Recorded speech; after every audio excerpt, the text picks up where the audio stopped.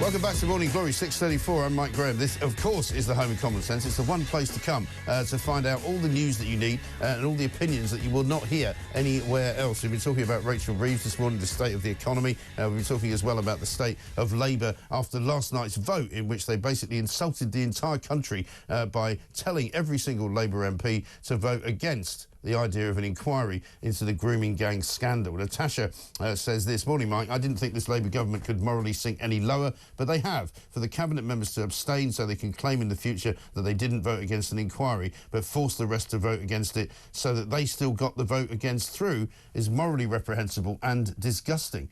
I think that's absolutely right. We've got a ridiculous amount of stories to talk about. Tom Slater's here from Spikes Online. Let's talk about what's on the front page of the Times this morning, Tom. Our old friend Sebastian Gorka, who's going back into the White House as a special advisor to the president with responsibility for counterterrorism, believe it or not. He's apparently given an interview to the Times in which he's basically said that we should be taking back Britons who are in ISIS camps over in Syria. Quite a controversial view. I don't think he's right about this, actually. I speak to Sebastian on a fairly regular basis, but including Shamima Begum and various other teenagers and young people who went out to fight for ISIS. There's still quite a few abroad, aren't there, being held in these refugee camps?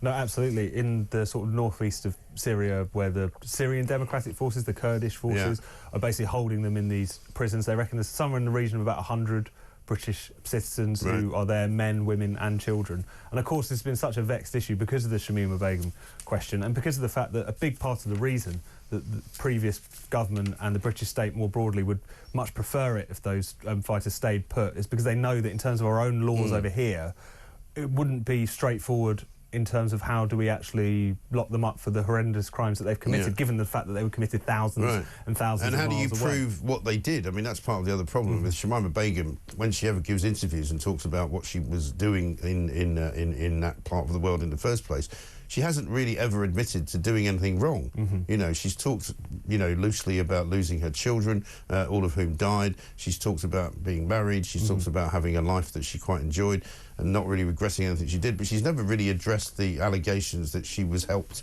helping her husband and various other ISIS fighters to kill people, to assassinate people, to sew them up in suicide vests and all this kind of stuff, But how do you prove it? No, that's exactly the problem, and that's why I know a lot of people previously been saying what you need to do is almost have like kind of Nuremberg-style trials in the particular region, but again in a situation in which you've now got Syria having undergone this recent tumult, new kind of government coming in. Is there really any kind of likely outcome of that actually taking place? But yeah, another hand grenade to the middle of this particular issue, which I think one of the big problems it does come down to is the fact that we do not have domestically laws to deal with people who have made this journey, who have gone and signed up to a foreign death cult that wants the destruction of not just our country but the West.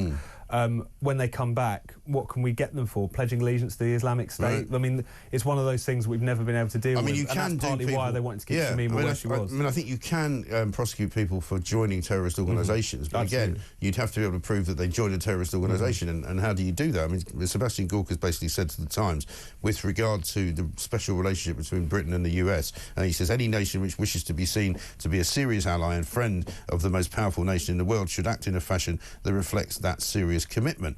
So he says that is doubly so for the UK, which is a very special place in President Trump's heart. We would all wish to see the special relationship fully re-established.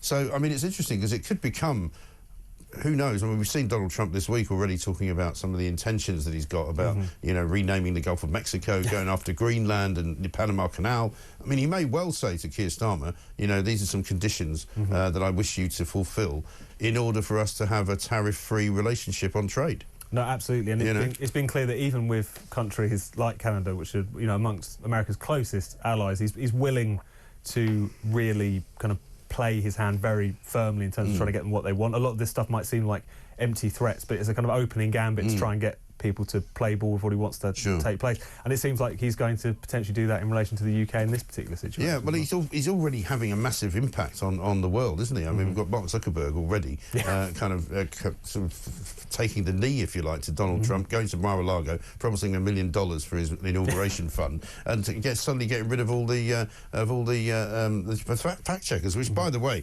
rather amusingly on the front page of The Guardian today, yesterday they said there was dismay about the fact that these fact checkers of disappearing. We've now got a quote from Chai Onwura MP, the Labour chair of the House of Commons Science and Technology Committee, saying that basically taking these censors away from Facebook is frightening. I mean, why is it frightening? It's so ridiculous, all of this. I mean, it just shows you how politically motivated all of that fact-checking was in the first place.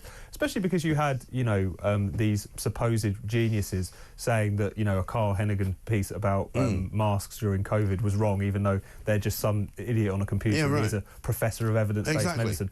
Meanwhile, if some kind of geek in Silicon Valley. Exactly. Oh, I know better than this man. It's ridiculous. Well, I used to get incensed because we used to put up quite often my interviews with Peter Hitchens on Facebook, which were, regular interviews that we did every single week, quite often going into the nonsensical restrictions that people were having to be put up with.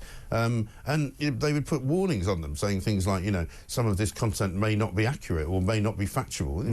How dare you? It's ridiculous, especially because these platforms were, in a sense, requiring misinformation, were compelling misinformation. Because, if you dared to suggest that someone in possession of XY chromosomes of bananas and plums was actually a male, then you could easily get deplatformed, as various people were. So this has always been politically motivated. This was never about just finding the truth. And the kind of model that Zuckerberg is moving towards, the one that X has of community notes, of users themselves being able to point out this is nonsense, works pretty well.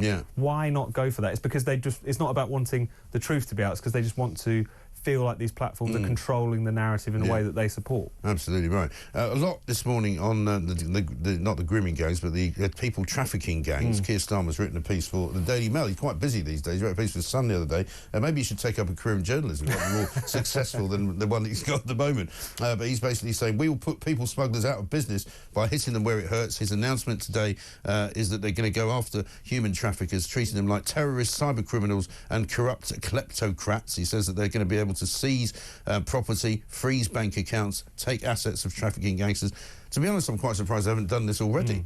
I would have thought this is something you should have done years ago, isn't it? That was my first response, was you think they'd already have these powers to begin with. Then the other thing that sort of strikes you is this is not necessarily a case that there's, on your local high street, there's a little office where there's a people trafficking person. No. He's got his bank account down the road. No.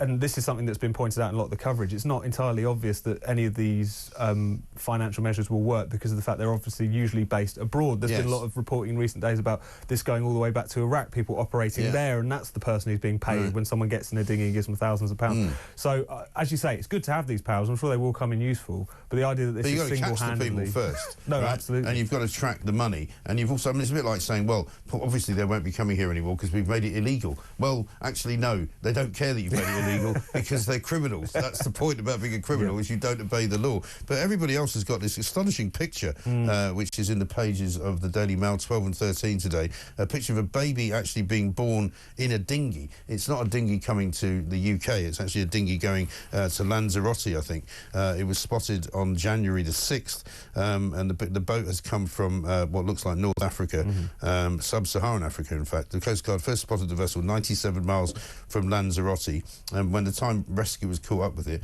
the baby had been born about 10 minutes earlier. But it's quite a striking picture. I don't know if we can see it. Not yet, no, but we'll get it. There's a whole load of what looked like some very frightened people sitting on this dinghy, and this little tiny baby in the centre of the picture. Very, very bizarre picture altogether. And it's a reminder as well that if we don't solve this broader problem, which obviously doesn't just afflict the UK, it's something that has been running sore for more than 10 years now. It's just the more and more you're going to have these really imperiled situations where you've got not only just adults but even newborns in such a perilous situation because we've allowed this to continue, we've allowed this to become an entire industry.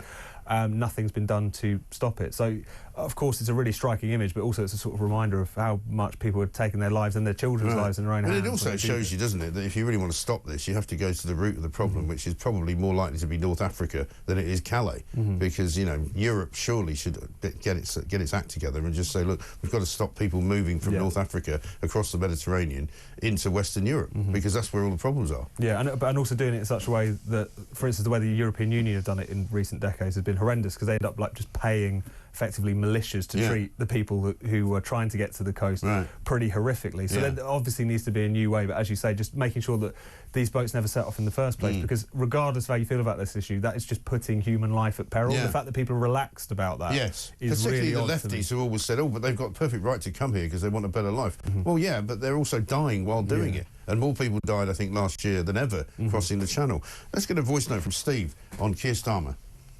Steve from Barnsley. Or do you care on about all the young women and girls in the country looking at a woman doing the budget? No, they are too busy worried about these rape gangs that he's trying to cover up. What a wally. A wally, I think, in fact, is a very, very good description. Mick says this, Mike, don't forget the woke Lib Dems who decided to abstain on the vote as well and stay silent, therefore covering all bases. One from Neil, he says, Mike, you have to wonder how those senior figures in the Treasury allowed Reeves to get away with that budget. Why wasn't there pushback? And if there was, then I think we need to know about it to give us some confidence. That's a good point as well, you know, because the Treasury were all over Liz Truss, weren't they? Yeah. And the OBR were all over it. Every single city kind of organisation, the Bank of England, all the stalwarts of our economy were completely dismissive of Liz Truss's budget and made her resign effectively, lost the will to live. And suddenly here we have Rachel Reeves, who's produced a much worse budget and is doing more damage to the economy, and yet they're all keeping their mouths shut. It is a reminder that as much of a blow-up as the Liz Truss budget was, it kind of set this narrative, which is that you've got this thing called the economic orthodoxy, all the mandarins, all the civil servants, all the Treasury economists. They're geniuses, and if you just let them run the show, it'll be absolutely fine. And when Rachel Reeves came in, she was very much just willing to just capitulate to them. A lot of things, the winter fuel payment cut, for instance, is something the Treasury and the mandarins want to do for a very long time. And not only are these people politically inept, obviously, they didn't see how that was going to blow up in the government's face, but also these are the people who've presided over an economy which has been going from one crisis to another for a very long time now.